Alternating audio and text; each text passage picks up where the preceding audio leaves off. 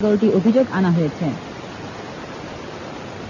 বহুল প্রতীক্ষিত 3G সেবা চালু করল দেশের সবচেয়ে বড় মোবাইল অপারেটর গ্রামীণ ফোন।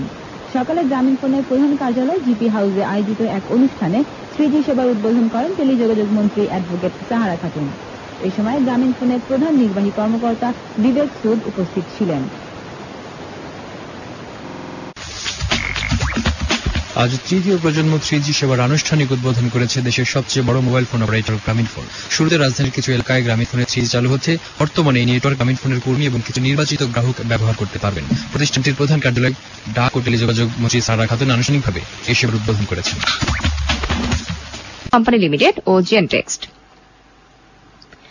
রবির পর এবার তৃতীয় প্রজন্মের মোবাইল সেবা 3G চালু করল দেশের শীর্ষ মোবাইল ফোন অপারেটর গ্রামীণ ফোন। আজ থেকে রাজধানীর কিছু এলাকায় এই সেবা চালু হয়েছে। দুপুরে প্রতিষ্ঠানের প্রধান কার্যালয়ে জিপি হাউসে ডাক ও টেলিযোগাযোগ মন্ত্রী সাহারা খাতুন আনুষ্ঠানিকভাবে এই সেবার উদ্বোধন করেন। অনুষ্ঠানে টেলিনর গ্রুপের সিইও ফেডরিক বাক্সাস বলেন, অক্টোবরের মধ্যে ঢাকা ও চট্টগ্রামে 3G সেবা চালু হবে। এ সময় সাহারা খাতুন বলেন, গ্রামীণ ফোনের 3G সেবা চালুর মধ্য দিয়ে দেশের টেলিযোগাযোগ খাতে এক নতুন অধ্যায়ের সূচনা হল।